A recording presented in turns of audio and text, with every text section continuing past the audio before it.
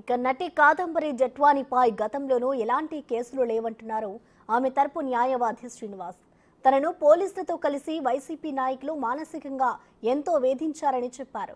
విజయవాడ సిపికి పూర్తి ఆధారాలతో కంప్లైంట్ చేశామంటున్న శ్రీనివాస్తో మా ప్రతినిధి మల్లికార్జున్ ఫేస్ టు ఫేస్.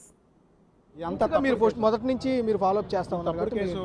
తప్పుడు కేసు తప్పుడు అగ్రిమెంట్ క్రియేట్ చేశారు. అక్కడి నుంచి అరెస్ట్ చేసి అక్రమంగా తీసుకొచ్చారు.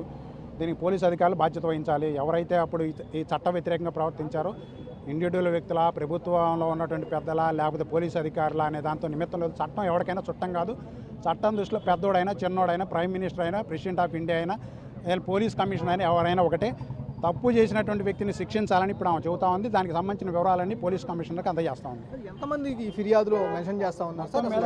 9 మంది ప్రాథమికంగా ఆమెకు తెలిసినటువంటి పేర్లు వచ్చినాయి. ఇంకొక 7-8 మంది దాకా ఉండేటువంటి అవకాశం ఉంది. అంటే మొత్తం ఎంత 16 మంది దాకా ఉంటారు? 16 మంది దాకా ఉండొచ్చు. అంటే పోలీసులు, ఐపీఎస్ అధికారులు ఎంతమంది పేర్లు ఉండే అవకాశం? ఒక 10 పోలీస్ అధికారులు మాత్రం ఒక 7-8 మంది పేర్లు ఉండేటువంటి అవకాశం ఉంది. అంటే ఐపీఎస్లు ఎంతమంది ఉన్నారు? ఐపీఎస్లో ఒక 3 నుంచి 4 ఉండే అవకాశం. ఎవరెవరు సార్? ఎవరెవరు పేర్లు పెట్టారు? చెప్పాను ఆల్రెడీ మీకు. సీతారామాంజనేయులు, అదేవిధంగా గున్ని, రాణా, వీళ్ళు ముగ్గురు కాక ఇంకొక 2 అధికారులను ట్రేస్ చేయలేకపోతుంది. ఎందుకంటే పోలీసు కమిషనరేట్ లోనే ఒక పోలీసు స్టేషన్లోనే ఆమెను బంధించి 5 రోజుల పాటు విచారించారని అంటుంది. వాళ్ళు సివిల్ డ్రెస్లో వచ్చారని అంటుంది. అప్పుడు ఇన్వెస్టిగేషన్ అధికారి కూడా పక్కనే ఉన్నారని చెప్తా ఉంది. ఇన్వెస్టిగేషన్ అధికారి కాకుండా వాళ్ళిద్దరు ఆమె డౌట్ ఏంటంటే సిఐడి అధికారులు ఎవరైనా ఉంటారా అనేటువంటిది ఆమె డౌట్. ఆ నేమ్స్ ఆమె చెప్పలేకపోతా ఉంది. ఆంధ్రాకి చెందినటువంటి వ్యక్తి కాదు కాబట్టి, ఇక్కడ భాష కూడా రాదు కాబట్టి ఆమె ట్రేస్ చేయలేకపోతుంది. తెలుగులో మాట్లాడుకున్నారు అక్కడ వచ్చినటువంటి వాళ్ళు. ఆ తెలుగు కూడా ఆమె అబ్జర్వ్ చేయలేకపోయింది కాబట్టి అవి మరి ఇన్వెస్టిగేషన్ ఆఫీసర్ అప్పుడు ఎవరైతే ఉన్నారో ఆయన చెప్పాలి. మరి ఎవరు విచారించారు, పోలీసులు ఎవరి సమక్షంలో విచారణ జరిగిందని చెప్పాలి. ఆమె చెప్పలేకపోతున్నారు. రాజకీయ ప్రమేయం ఉందంటున్నారు. ఎవరెవరు ఉన్నారు అసలు? ఎవరున్నారు అనేటువంటిది మేము చెప్పలేము. ఇప్పుడు ఆమె ఈ రాష్ట్రానికి కొత్త. అదే ఈ రాష్ట్రం అయినట్టే తెలుగు వచ్చేనట్టే అన్నీ చెప్పారు.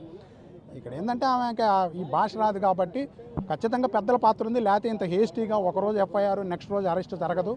రెండోది అక్కడ ముంబై పోలీసులు కూడా వీళ్ళందరికీ సహకరించారు. ముందే వాళ్ళు ఇంటెలిజెన్స్ ద్వారా చాలా 10-15 రోజుల ముందే రెక్కీ చేసి అన్నీ చూసుకున్న తర్వాత ఇక్కడి నుంచి పోలీస్ యంత్రాంగం వెళ్ళి ఒక్క రోజులోనే మమ్మల్ని తీసుకొచ్చారు. తల్లిదండ్రులు ఎవరికి ఇన్ఫామ్ చేయడానికి కానీ, డబ్బులు పెట్టుకోవడానికి కానీ, స్నేహితులకి షేర్ చేసుకోవడానికి కానీ, లాయర్కి ఇన్ఫామ్ చేయడానికి కానీ అవకాశం లేకుండా కట్టడి చేశారు. ఇది రాజ్యాంగ విరుద్ధం. దీని మీద ఖచ్చితమైన చర్యలు ఉంటాయి. విద్యాసాగర్ పేరు ప్రధానంగా వినపడతా ఉంది. అసలు ఆయన ఫిర్యాదు చేశాడు కదా, అసలు ఎందుకు ఫిర్యాదు చేసి వచ్చాడు?